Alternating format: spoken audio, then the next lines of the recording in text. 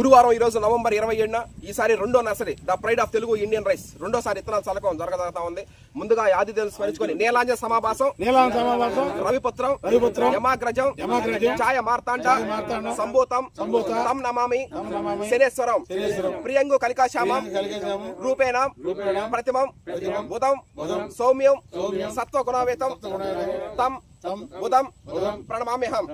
ఈ విధంగా ఇది కూడా సక్సెస్ఫుల్ గా కావాలని ఆ శ్రీ మధ్యరాట్ పోతులూరు వీరబ్రహ్మేంద్ర స్వామి గారిని, అదేవిధంగా మన ఇంటి విలువలపైనటువంటి జొన్నవాడ కామాక్షమ్మ తల్లి ఆశీస్సులతో ఈ రోజు ఇత్తనాల చల్లకం ప్రారంభించడం జరుగుతా ఉంది. డిసెంబర్ 5 దాకా ఈ అనురాధ కార్యక్రమం ఉంటుంది కాబట్టి రైతు సోదర సోదరీమణులు కూడా ఆనందంగా సంతోషంగా వాళ్ళ ఇంటిల్లో కలకల్లాడాలని కోరుకుంటూ డిసెంబర్ 5 దాకా ఉంది కాబట్టి డిసెంబర్ 5 దాకా వేసుకోవచ్చు, ఏమి ఇబ్బంది లేదు. తెలంగాణ సోనా కానీ ఈ కేఎన్ఎం కానీ బీపీటీ అదును తప్పిపోయింది, బీపీటీ లేదు, కేఎన్ఎం కానీ ఆర్ఎన్ఆర్ కానీ ఇవి వేసుకోవచ్చు.